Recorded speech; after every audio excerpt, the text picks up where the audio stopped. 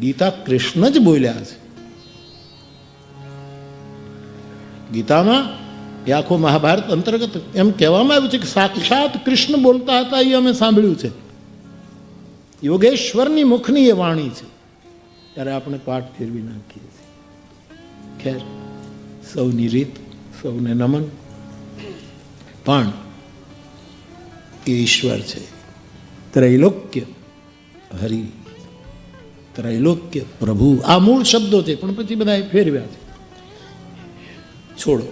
પણ શૈવો એને શિવ કહીને પુકારે છે,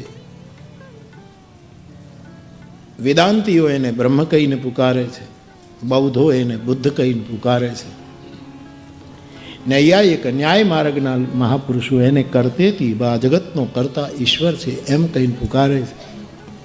જૈન શાસનરત મહાપુરુષો એને અરિહંત અથવા તો અરહંત કહીને પુકારે છે. અને મીમાંસકો કર્મને જ ઈશ્વર માને છે, પુરુષાર્થ જ પરમેશ્વર છે, આવું મીમાંસકોનું મંતવ્ય છે. પણ અંતમાં તો એ ત્રૈલોક્ય હરિ એ ઈશ્વર છે.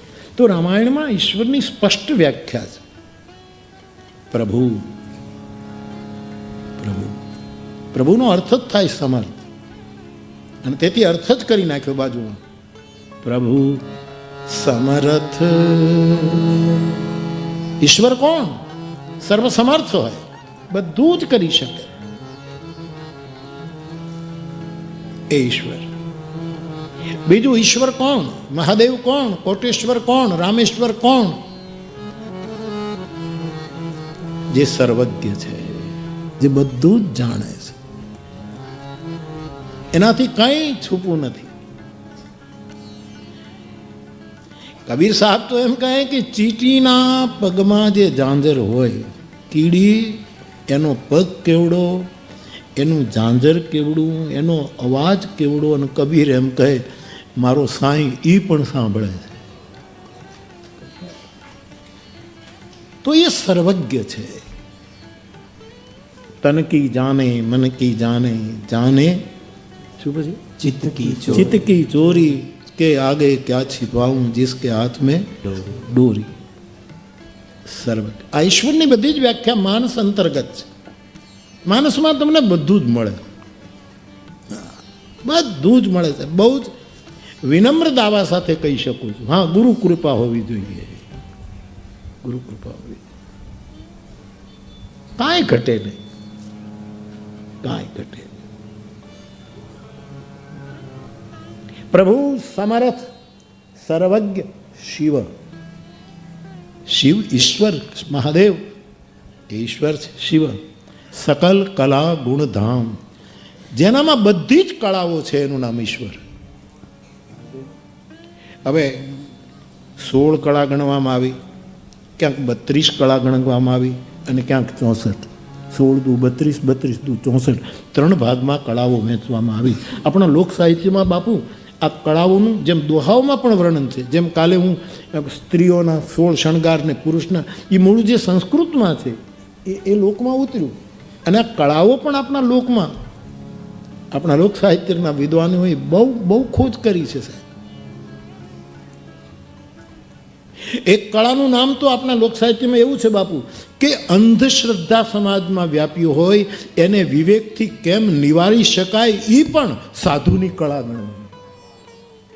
મોહ જનિત સંશય સબ, જ્યારે અંધશ્રદ્ધા જગતમાં ફેલાય, એ પણ એક કળા છે. વગાડવું, ગાવું, આ બધું તો કળા છે. નૃત્ય કરવું, કેટલી કળાઓ.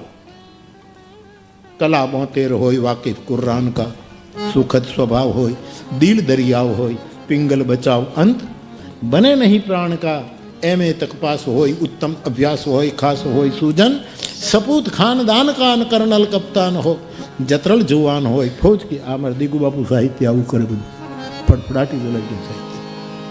કર્નલ કપ્તાન હોય, જત્રલ જુવાન હોય, ફૌજ કી કમાન હોય, તોરણ તૂફાન કા ને ऐसे મેર હોય, માવગીરી મેરુ હોય, કલા 72 હોય, વાકફ પુરાણ, સુખદ સ્વભાવ હોય, દિલ દરિયાવ હોય, પિંગલ બચાવ અંત બને નહીં.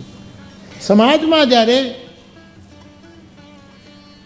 જૂઠા મંત્ર તંત્રો મેલી વિદ્યા જે નુકસાનકારક બને છે.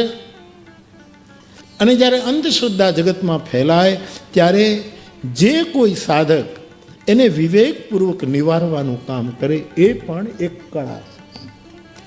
અને મહાદેવમાં આ બધી જ કળા. એને નાચવાનું કહો તો નાચવાનું શરૂ કરી દે, એને ગાવાનું કહો તો કેવો મોટો ગ્રંથ ગાયો એને. રામાયણમાં બે વસ્તુ, શંકર ભગવાને ચરિત્ર ગાયું, હનુમાનજીએ ચરિત્ર ન ગાયું. ચરિત્રવાનના ગુણ ગાયા, રામચંદ્ર ગુણ બરને લાગા. અને શંકર ભગવાન ચરિત્ર ગાય, હનુમાનજી એના ગુણનું ગાયન કરે. આ અંતર છે. બધી જ કળા મારા મહાદેવ. એવી 16 કળા, 32 કળા, આપણે નથી કહેતા માણસ 32 લક્ષણો છે, એવી 64 કળા, 72 કળા. આ બધી જ કળાઓ આપણે ત્યાં એમને નથી. આના બધા જ આપણે ત્યાં લોક સાહિત્યમાં બધી જગ્યાએ. એમાંની એક કળા મને કાલે કહું કે ચિઠ્ઠી પણ લખી કે બાપુ કચ્છમાં પણ ક્યાંક ક્યાંક અંધશ્રદ્ધા ને એવું બધું બહુ ચાલે છે, કાંઈક કહેજો ને તો કળાનો ઉપયોગ કરો. અમરેલી જિલ્લો સાહેબ, ખારોપાટ, ભદ્રભાઈ ખારોપાટ, સનાણિયા ગામ. સનાણિયા ગામ બાપુ 100 વર્ષ પહેલાનો ઇતિહાસ.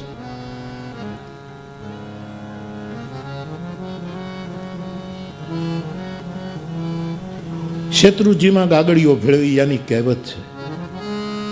શેત્રુજીમાં એકદમ પૂર આવે ને એમાં પછી ગાગડીઓ ભળે એટલે પછી આજુબાજુમાં એવો એ વિસ્તાર.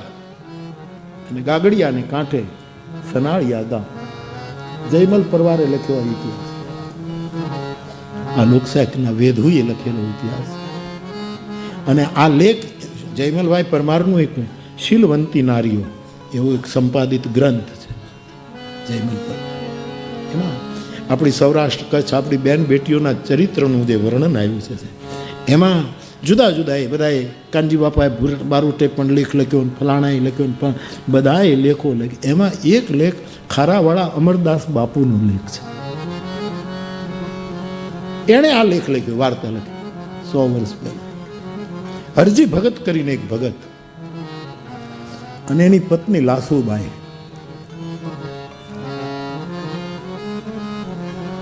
ઘરે ઘરે જાય અને બધાના દુઃખ સાંભળે, જેટલું બને એટલું લાસુબાઈ એનું નિવારણ કરે. જે માતાના દૂધ ડૂકી ગયા હોય એના બાળકોને લઈને લાસુબાઈ પોતાના ખોળામાં લઈને પોતાના જેણાની જેમ દૂધ પીવડાવે. છોકરાઓને પકડી પકડી પ્રાઇમરી સ્કૂલમાં ભણાવવા લઈ જાય. બાળકોને લઈને મેળામાં લઈ જાય. આખું ગામની માં બનીને બેઠી. નાળિયા ગામનો ઇતિહાસ અમરદાસ બાપુએ લખ્યો. મારે આપને મૂળ કળાની વાત કરી.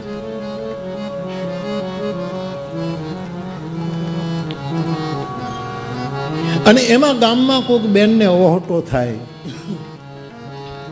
અંધશ્રદ્ધાને લીધે કે મને આમ થાય છે, મને જે હોય એમાં આપણે બહુ નથી જતા, પણ આ વાત તો સમજવા દે. એટલે મને આમ થાય છે ને મને ફલાણું ભૂત આવે છે ને મને આ એ બધું ઓહટો થાય. અને આ લાસુબાઈ જે છે ને એની પાસે એક જ મંત્ર. કોઈ કહે બા માં અમારા ઘરે અમારી વહુને ઓહટો થયો છે, તમે આવો ને. એટલે બધાને એમ કે આ માડી કંઈક મંત્ર જાણે છે. એટલે જઈને પેલું જેને કંઈક આવું બધું થયું હોય એના માથા ઉપર હાથ મૂકીને કહે અને સાહેબ ઓહટો બંધ થઈ જાય.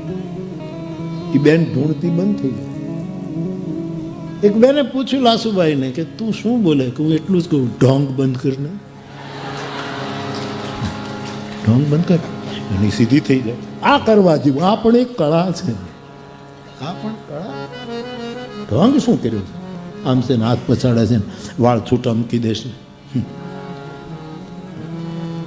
ઘરનાને બધાને હેરાન કરે છે. વાત ફેલાણી પછી મેલી વિદ્યાવાળાને વાંધો પડ્યો કે આ ડોશી તો આપણો ધંધો બંધ કરાવી દીધો.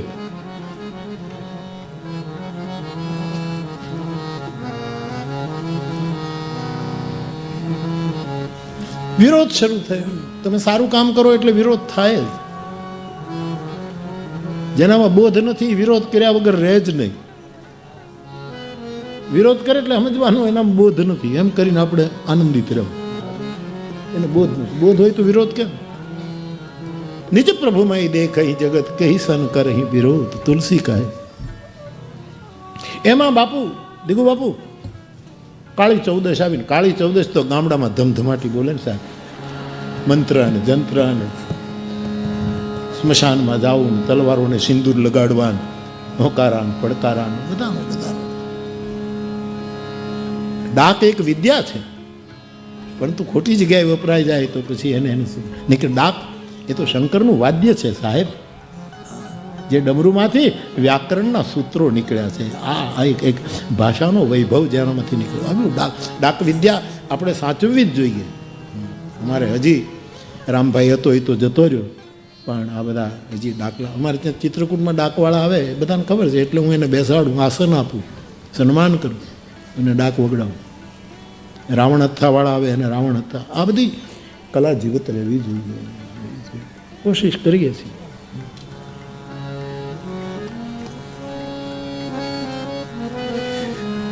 એમાં પેલા લોકો જે હતો જેને તકલીફ થઈ કે આ ડોશીએ તો આપણું બધું બંધ કરાવી દીધું, હાથે માર્ગે બધાને અંધશ્રદ્ધા નાબૂદીનું આપણે કામ ઉપાડ્યું છે.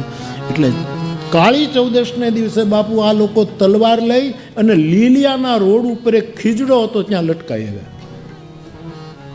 આ બધી સાધાર વાત કહું છું. જયમલભાઈ પરમારને આપ વાંચી લો, રાજુ પાસેથી ચોપડી લઈ લેજો. રાજુભાઈ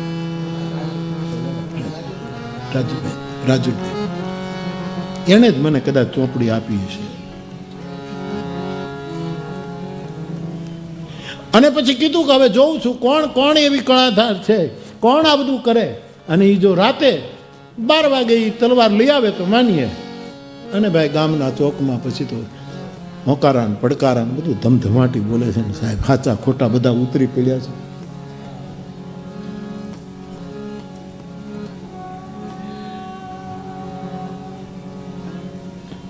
હાકલાન પડકારા. અને એ લોકોએ કીધું કે દાસુમાં આ નાના નાના છોકરાઓને નિશાળે મૂકવાનું કામ નથી,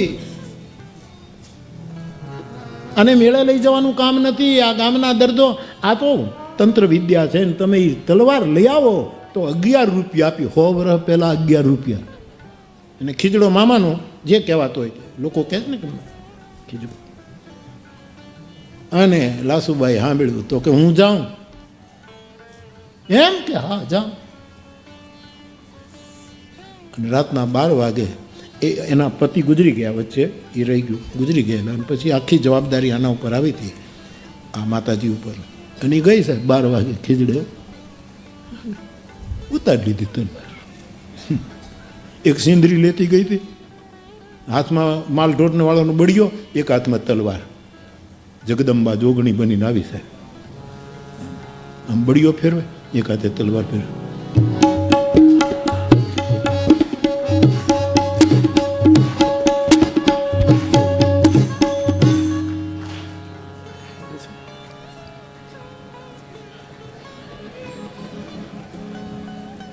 ગામના ચોકમાં આવીને જ્યાં બધું આ થતું હતું એ લો તલવાર.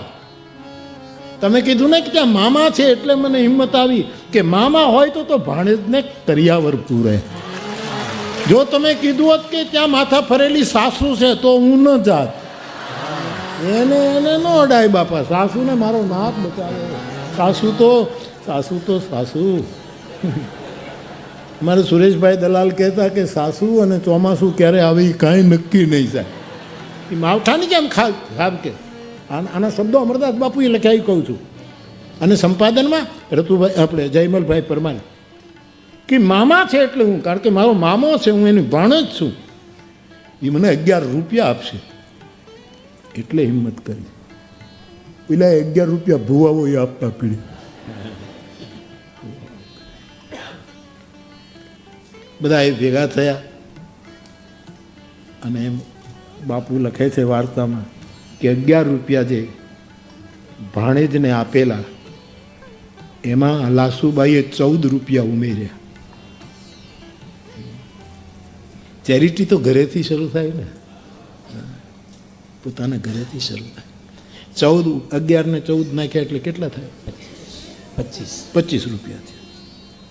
એ 25 રૂપિયા બીજે દિવસે, દિવાળીને દિવસે આણે લાપસી કરી, મગ રાંધ્યા, આખા ગામના છોકરાઓને બટુક ભોજન કરાયું.